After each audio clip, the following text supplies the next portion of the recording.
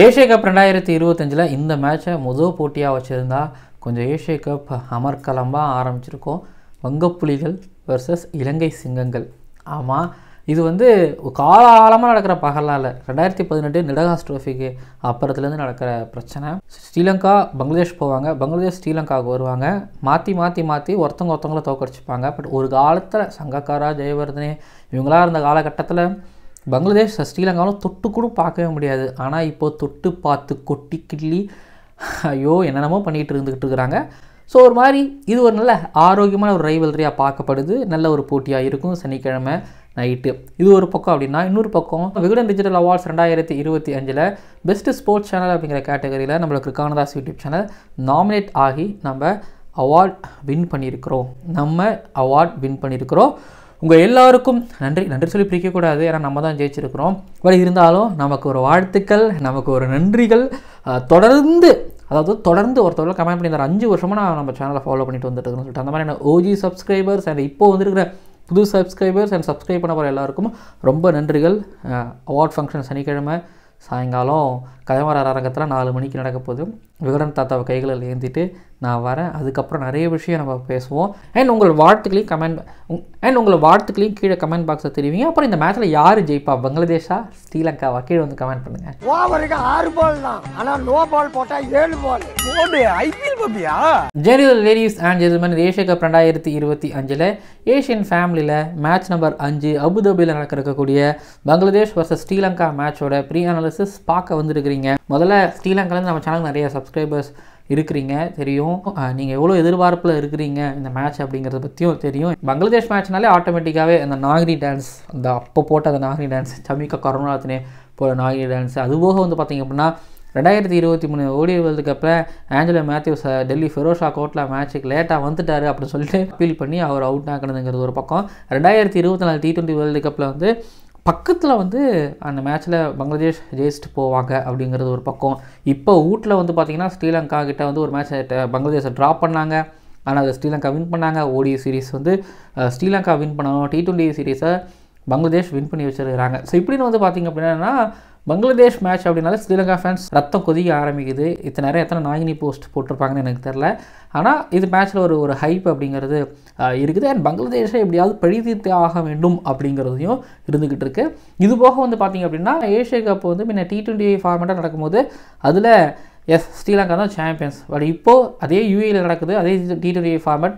ஜெயிப்பாங்களா? But எல்லா டீமுக்கும் ஒரு பிரேக் தேவைப்படுது. பாகிஸ்தானுக்கு புதுசாக டீம் ஃபார்ம் பண்ணியிருக்காங்க. இன்னொரு பக்கம் பங்களாதேஷ் வந்து நல்ல டீமு, பட் ஆனால் அவங்களால ஒரு பெரிய ட்ரோஃபியை, அவங்களால பெரிய ஈவெண்ட்டை ஜெயிக்க முடியலங்கிற ஒரு பிரச்சனை. ஸ்ரீலங்காவுக்கும் அதே பிரச்சனை. ஸ்ரீலங்காவுக்கு கன்சிஸ்டன்சி பிரச்சனை இருக்குது. அப்புறம் ஆப்கானிஸ்தானுக்கு நாங்கள் பெரிய டீமாக வந்துக்கிட்டு இருக்கோம், பட் இந்த ஏஷியா கப்பு, இந்த ஐசிசி ஈவெண்ட் எங்களால் ஜெயிக்க முடியல, இந்த தடவை ஜெயிச்சு காமிக்கணும் அப்படிங்கிறது அவங்களுக்கு இருக்கக்கூடிய ஒரு ப்ரெஷர். இப்படின்னு வந்து பார்த்திங்க அப்படின்னா ஃபேன்ஸுகளுக்கும் டீமுகளுக்கும் இண்டிவிஜுவலாக நிறைய ப்ரெஷர் இருந்துக்கிட்டு இருக்குது. இப்போதைக்கு முன்னோட்டம் மாதிரி நம்ம நிறைய பார்த்துட்டோம். இப்போது இந்த மேட்சோட பேட்டில் நேருக்குள்ள நீங்கள் வந்துட்டிங்கன்னா இதுக்குள்ளேயே உங்களுக்கு பிச் ரிப்போர்ட் வந்துடும், பிளேயிங் 11 டிஸ்கஷன் எல்லாமே வந்துடும். இப்போ பங்களாதேஷ் பொறுத்த வரைக்கும் அவங்க 11 மாற்ற மாட்டாங்க. ஏன்னா இதே அபுதாபியில் தான் வந்து பார்த்திங்க அப்படின்னா அவங்க ஆல்ரெடி ஹாங்காங்கோட விளையாண்டு வின் பண்ணிட்டு போனாங்க. ஸோ அதே 11 வாங்கினவங்க ஆடுவாங்க. அந்த 11 அவங்களுக்கு கை கொடுக்கவும் செய்யும். ஆமாம், அது நல்ல 11 அது எதுவும் பிசுறு தட்டுற மாதிரி எனக்கு தெரியல. பட் இப்போ ஸ்ரீலங்காவை நீங்கள் எடுத்துக்கிட்டிங்க அப்படின்னா நம்ம ஒரு 11 ஒன்று போட்டிருந்தோம். பட் அந்த 11 தாண்டி வேறு எதுவுமே பெருசாக வராது. நீங்கள் சைடில் பாருங்கள், ஹசரங்கா, தீக்ஷனா, துஸ்மந்த சமீரா, எனக்கு பத்திரனாவா துஷாராவா அப்படிங்கிற ஒரு கேள்வி மட்டும் வரும். ஸோ இதில் துஷாராவை ஆட வைக்கணும்னு நீங்கள் சொல்கிறீங்களா? கீழே வந்து கமெண்ட் பண்ணுங்கள்.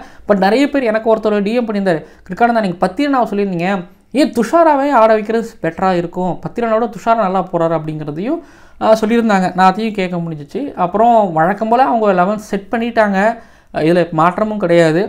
இப்போ நம்ம பேட்டிலுக்குள்ளே வருவோம். ஸ்ரீலங்காவோட வீட்டில் பங்களாதேஷ் போய் ஆடினாங்களா, அதில் வந்து அவங்களோட மெஹரி ஹசனோ, சைஃபுதீனோ, ஷோரிஃபுல் இஸ்லாமோ இந்த பவுலிங் அட்டாக்ஸ் வந்து மிடில் ஆர்டர் டெஸ்ட்ராய்ட் பண்ணிட்டாங்க.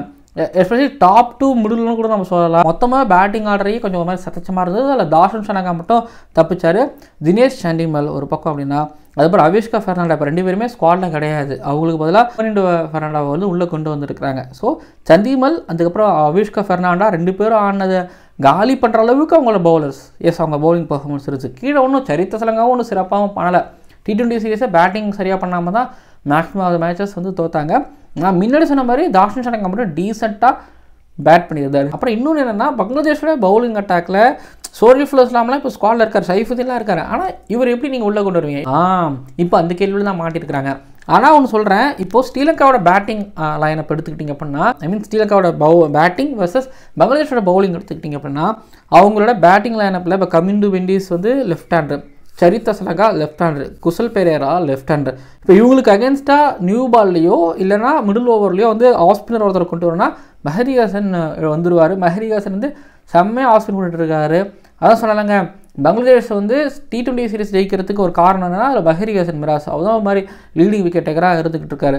இப்போ கூட வந்து பார்த்தீங்கன்னா ரிஷாத் 2024 T20 வேர்ல்டு கப்பை ஸ்ரீலங்கா கூட வின் பண்ணுறதுக்கு ஒரு காரணமாக இருந்தார். ரிஷாத் அந்த பழைய மேட்ச்னு இல்லாமல் ரிஷாத் பொதுவாகவே லெஃப்ட் ஹேண்டருக்கும் நல்லா போடுவார், அண்ட் மிடில் ஆர்டரில் இருக்கக்கூடிய ரைட் ஹேண்டருக்கும் நல்லாவே போடுவார். அவர்கிட்ட வந்து அந்த அபிலிட்டி அப்படிங்கிறது இருக்குது, குவாலிட்டி இருக்குங்கிறது இருக்குது. ஸோ அபுதாபி வந்து ஒரு மாதிரி ஓவல் ஷேப்பில் இருக்குது, ஸ்ட்ரைட் பவுலிங் மட்டும் கொஞ்சம் சின்னதுங்கிறதுனால, ஓப்பன் கிரவுண்ட் அப்படிங்கிறதுனால ரிஷாதால் ஒரு மாதிரி நல்லாவும் பண்ண முடியும். ஸோ இப்போ மிடில் ஓவர்ஸ் மெஹரி ஹசனும் ரிஷாதும் நல்லா பண்ணி, அதே நேரத்தில் நியூ பால் எடுத்துக்கிட்டிங்க அப்படின்னா முஸ்தபிஸ் ரஹ்மான், தஸ்கின், அந்த பக்கம் 10 நிசங்கா, குசல் மெண்டிஸ்.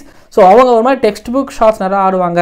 மாதிரி புல்லு பேட்டரோட ஃபேஸ் ஓப்பன் பண்ணி டெக்னிக்கலி சவுண்டட் கிரிக்கெட்டர்ஸாக 10 நிசங்கா, குசல் மெண்டிஸ் இருப்பாங்க. பட் இவங்க கூட மோதுறதுக்கு தஸ்கின் அகமது. ஆனால் இதில் தன்சீம் எடுத்துக்கிட்டிங்க அப்படின்னா எனக்கு தஸ்கினை விட ரொம்ப எஃபெக்டிவாக இருக்கிற மாதிரியும், அவர்கிட்ட பேஸ் 140 ஜெனரேட் பண்ணுறாரு, ஸ்டெம் டு ஸ்டெம் போடுறாரு. அப்படிங்கிறதுனால வந்து தன்சீம் வர்சஸ் ஓப்பனர்ஸ் இந்த பேட்டில் கொஞ்சம் ஒரு மாதிரி இன்ட்ரெஸ்டிங்கான பேட்டிலாக இருக்கும். பட் யார் ஜெயிப்பாங்க இந்த பேட்டில் பார்க்கலாம். மேலே ஒருவேளை தன்சீம் வின் பண்ணிட்டாரு அப்படின்னா மிடில் ஆர்டரை கவனிச்சிக்கிறதுக்கு அவங்க கிட்ட தான் மெஹரி ஹசன் இருக்காங்க, ரிஷாத் இருக்காங்க. தேவைப்பட மிடில் ஓவர்ஸில் விஜயும் இறக்கிறதுக்கு வாய்ப்புகள் இருந்துகிட்டு இருக்கு. இப்போ ஸ்ரீலங்காவோட பேட்டிங் ஆர்டரை டாக்டிக்கலாக நிறுத்துறதுக்கு, டெக்னிக்கலாக நிறுத்துறதுக்கும் பங்களாதேஷ் கிட்ட பவுலர்ஸ் இருந்துக்கிட்டு இருக்கிறாங்க. சரி, இப்போ ஸ்ரீலங்காவை பொறுத்த வரைக்கும் இந்த பவுலிங் அட்டாக்கை, பங்களாதேஷோட அட்டாக்கை சமாளிப்பாங்களா, சமாளித்து பெரிய ஸ்கோர் பண்ணுவாங்களான்னு கேட்டிங்கன்னா இவங்ககிட்டயும் இருக்கிற ஸ்குவாட் ஓகே.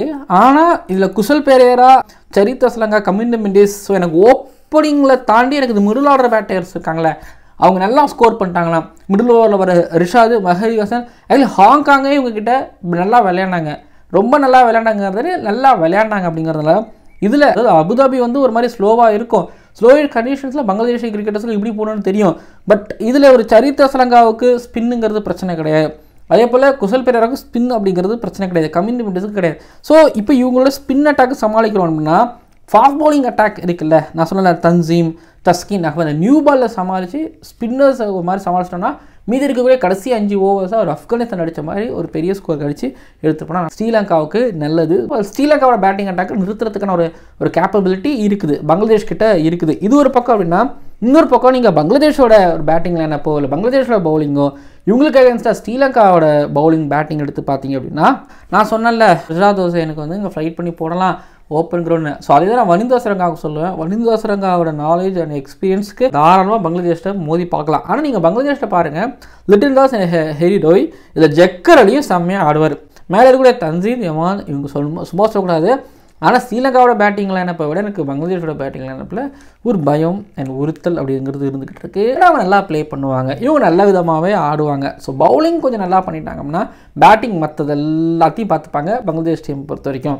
பட் அந்த பக்கத்தில் வந்து பார்த்திங்க அப்படின்னா நியூ பாலில் தீக்ஷனா, ஏன்னா அங்கே மேலே 2 லெஃப்ட் ஹேண்டர்ஸ் இருந்துக்கிட்டு இருக்காங்க பங்களாதேஷ் டீமை பொறுத்த வரைக்கும். அதுக்கப்புறம் மிடில் ஆர்டரில் வந்து பார்த்திங்கன்னா லிட்டன் தாஸ், ஹெரிடோய், நான் சொன்ன ஜக்கர் அலி, இவங்க எல்லாமே பெருசாக ஹிட் பண்ண போவாங்க. அந்த இடத்துல வனிந்து ஹசரங்கா அண்ட் தீக்ஷனா எந்த அளவுக்கு பக்குவமாக போட்டு முடிக்கிறாங்களோ அது எல்லாமே ஸ்ரீலங்காவுக்கு ரொம்ப ரொம்ப ரொம்ப நல்லது. ஆனால் ஒன்று சொல்லிட்டீங்களா, அவன் பேப்பரில் கண்டிப்பாக பங்களாதேஷோட கை ஊங்கியிருக்கதான் நான் பார்க்குறேன். ஆனால் இதில் வந்து எக்ஸ்பீரியன்ஸ், டாக்டிக்கலாக யார் ஆடுறாங்க, கேம் அவேர்னஸ், ஸோ இதெல்லாமே சேர்த்து தான் இது எல்லாமே சேர்த்து தான் வந்து பார்த்திங்க அப்படின்னா பங்களாதேஷ் ஜெயிக்கிறத வந்து உறுதிப்படுத்தும். பட் இதில் வந்து எக்ஸ்போஷர் அப்படிங்கிற விஷயமோ எக்ஸ்பீரியன்ஸ் அப்படிங்கிற விஷயமோ ஸ்ரீலங்காவுக்கு அதிகமாக இருக்குது, ஸ்ரீலங்கா பிளேயர்களுக்கு அதிகமாக இருக்குது. ஆனால் பங்களாதேஷ்ட இது இருக்குதோ இல்லையோ, பட் ஆனால் மேக்ஸிமம் அந்த டைம் அவங்க வந்து விக்டரியாக வந்து கன்வெர்ட் பண்ணிடுறாங்க.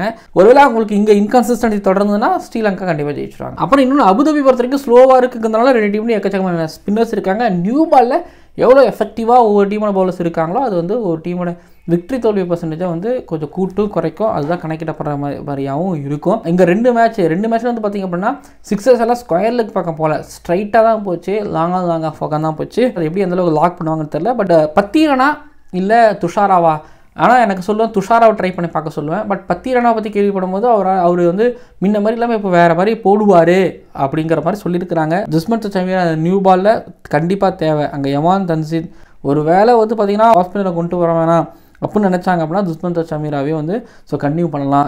தீக்ஷனாவும் இருக்கிறாரு அப்படிங்கிறதும் ஒரு பக்கம் இருக்குது நியூ பாலில் போடுறதுக்கு. பட் ஸ்பின் நல்லா இருக்குது. ஃபாஸ்ட் பவுலிங்கில் வந்து தாஷுஷனுக்கு கை சுற்றி போடுவார். தாஷுஷனுக்கு கை சுற்றி போடுவார். ஸோ அது வேறு ஒன்று இருக்குது. அப்புறம் கமிண்ட் மெண்டிஸும் கொஞ்சம் கை சுற்றி போடுவார். ஸோ அதாவது ஸ்ரீலங்காவோட ஸ்குவாட் சூப்பர். நிறைய பேர் வந்து செகண்ட் இன்னிங்ஸ்க்காக காத்துட்டு இருக்காங்க. ஏஷியன் கப்பை கன்சிஸ்டண்ட்டாக அப்படி வின் பண்ணிட்டு போகணும் அப்படிங்கிற மாதிரி ஸோ ஃபீல் பண்ணுவாங்க. பார்ப்போம். பட் பங்களாதேஷ்க்கு ஹாங்காங்கிட்ட ரொம்ப நல்ல மேட்ச் ஆடினாங்க. எனக்கு வந்து தன்சீமோட பவுலிங் ரொம்ப பிடிச்சிருந்துச்சு. ஸோ பங்களாதேஷோட பவுலிங் ஆல்மோஸ்ட் இந்த மேட்சோட ரிசல்ட்டை தீர்மானிக்கும் அப்படின்னு நான் நம்புகிறேன். நீங்கள் நினைக்கிறீங்க கீழே வந்து கமெண்ட் பண்ணுங்கள். அண்ட் என்னை பொறுத்த வரைக்கும் வின்னிங் பர்சன்டேஜ் அப்படிங்கிறது வந்து ஸ்ரீலங்காவுக்கு நான் 52% தரேன். பங்களாதேஷுக்கு 48% ஜெயிக்கிறதுக்கான சான்ஸ் இருக்குதான் நான் தரேன். ஒருவேளை பங்களாதேஷ் ஜெயிச்சிட்டாங்கன்னு வைங்களேன், அவ்வளோதான் ஸ்ரீலங்கா ஃப்ரஸ்ட்ரேட் ஆயிடுவாங்க. பட் இது அவங்கள ஃபஸ்ட்டு மேட்சும் இப்போ பாயிண்ட்ஸ் டேபிள் குழப்பங்கள் நடந்துகிட்டு இருக்கு. இப்போ ஆப்கானிஸ்தான் பங்களாதேஷ் ஒரே பாயிண்டில் இருந்தாலும் நெட் ரேட் வித்தியாசத்தில் ஸோ ஆப்கானிஸ்தான் மேலே மேலே மேலே மேலே மேலே இருக்கிறாங்க. ஸோ என்ன நடக்குதுன்னு பொறுத்திருந்து பார்க்கலாம். பட் நான் சொல்லிட்டேன்ப்பா, இங்கே பாருங்கள் ஸ்ரீலங்கா ஜெயிப்பாங்கன்னு. பட் நீங்கள் தைரியமாக போல்டாக உங்களோட கருத்துக்களை பதிவு பண்ணுங்கள். பட் ரெண்டு நல்ல டீம், ரெண்டு டீமுமே மேலே வரத்துக்காக ட்ரை பண்ணிட்டு இருக்கக்கூடிய ஒரு டீம். இந்த டீம் கிட்ட இருந்து நல்ல பர்ஃபார்மன்ஸ் நான் எக்ஸ்பெக்ட் பண்ணுறேன். ஓகேங்களா, வெயிட் பண்ணுறேன். பார்ப்போம். மறக்காம சப்ஸ்கிரைப் பண்ணுங்கள். பக்கத்தில் பெல் ஐக்கானை கிளிக் பண்ணுங்க. பார்க்கலாம் அடுத்த வீடியோக்களில். ஓவருக்கு 6 பால் தான், ஆனால் நோ பால் போட்டால் 7 பால். ஐபிஎல் பப்பியா?